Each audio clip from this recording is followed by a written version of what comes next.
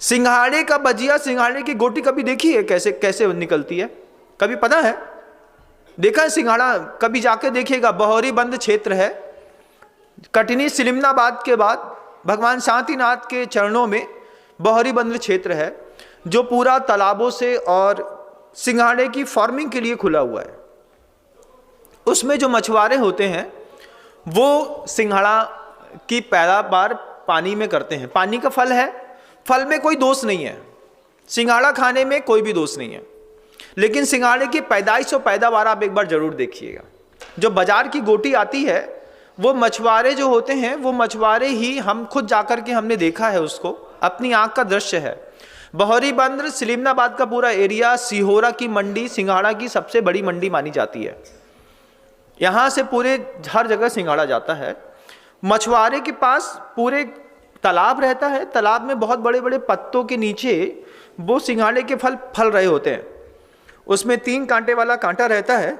छोटी छोटी मछलियों के बीज भी ठंडी में डाल दिए जाते हैं, तो मछलियाँ भी डेवलप होती रहती है।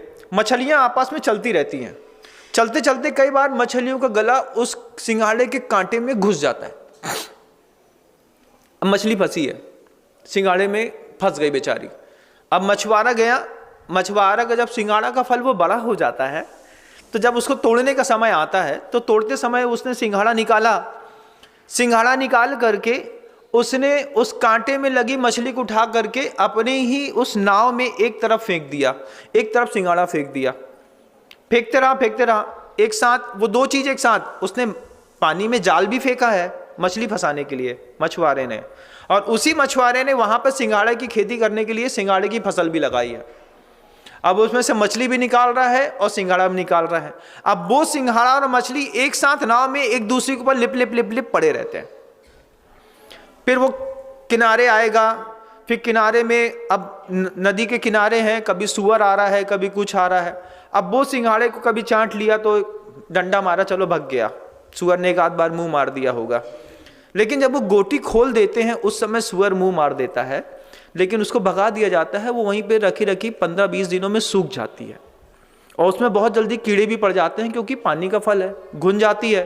तो जब घुन जाती है तो घुने हुए गोटी बिकती नहीं है, तो जो व्यवसायी, किराना व्यवसायी है, इसका आटा पीस देते हैं। तो पूरे तिरुला जितने भी जीव हैं, सिंघाड़े का आटा बाजार का बना जो भी खाता है महापाप को खाता है, महापाप को। सिंघाड़े के आटे का उनने पूरा भजिया बनाया और खिला करके आपको घर के अंदर लाए, महिला ने डाला, कढ़ाई चढ़ाई, और हमारे पति हैं बहुत मेहनत करके आए हैं, किराना दुकान इतनी चलती है, कपड़े की रात को 12 बजे तक फुर्सत नहीं रहती, जी क्या बताएं, कैसे सूख के कांटा हो गए। हाँ, अब क्या करें, कांटा तो हो गए। अब इस कांटे को मोटा करने के लिए इन्होंने बढ़िया रात में सिंघाड़े का भजिया बना दिया, रसगुल्ले दे दिए, रबड़ी दे दी, दूध दे दिया। ये सब शुद्ध हिंसा है, शुद्ध हिंसा, शुद्ध। जो लोग खाते हैं, साधु वर्ग में भी कई साधु वर्ग हैं जो सिंघाड़ा खाते हैं। मैं कह रहा हूं ना, सिंघाड़ा खाना बुरा नहीं है, लेकिन सिंघाड़े का जो प्रोसेसिंग है वो आप देख लीजिए, क्योंकि मैं देखता हूं कि मुनि संघों में भी सिंघाड़ा खाया जाता है। कई साधु वर्ग भी हैं जो सिंघाड़े का लेते हैं, उनके स्वास्थ्य के हिसाब से शायद उनको आवश्यकता पड़ती है, जो भी करते हैं। लेकिन ये सिंघाड़ा जब प्रोसेसिंग हो रहा होता है बंधु, कभी आप प्रोसेसिंग जरूर देखिएगा, आपको बहुत बुरा लगेगा। जब आती फटी मछली जो है वो कांटा उस सिंघाड़े के फल में घुसा रहता है, उसी रक्त रंजित सिंघाड़ा है और बन जाता है। और उसमें भी सबसे गंदा और ये है कि वो जो क्षुद्र कर्म करने वाले लोग होते हैं, मार्केट में जो सिंघाड़ा उबाल करके बेचा जाता है, उनकी एक हैंडोलियम की ढिकची होती है, ढिकची समझते हैं, गंजी होती ना, हाँ, उसमें उन्होंने रात में अपने परिवार के लिए मांस पकाया, उसी में उन्होंने कुछ और गंदे पदार्थ पकाए, नॉन वेज पकाया।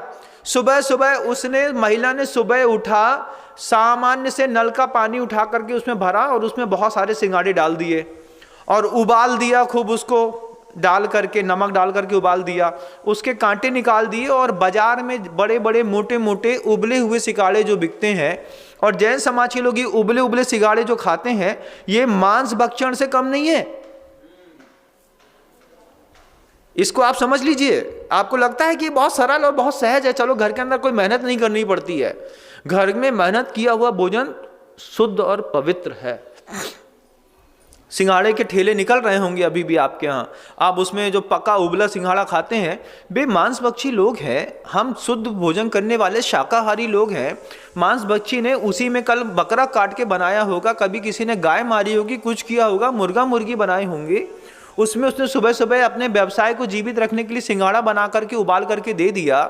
उसमें क्या है, अनंत निगोद राशि उसमें से कभी खत्म नहीं होती है।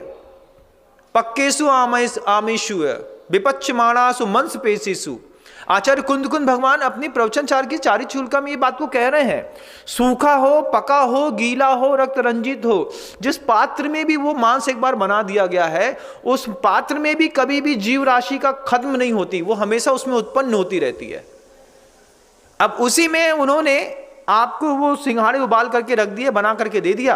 वो हमारी बाई आती है, वो बाई बहुत अच्छा सिंघाड़ा लेकर के आती है, वही उबाल के ले आती है।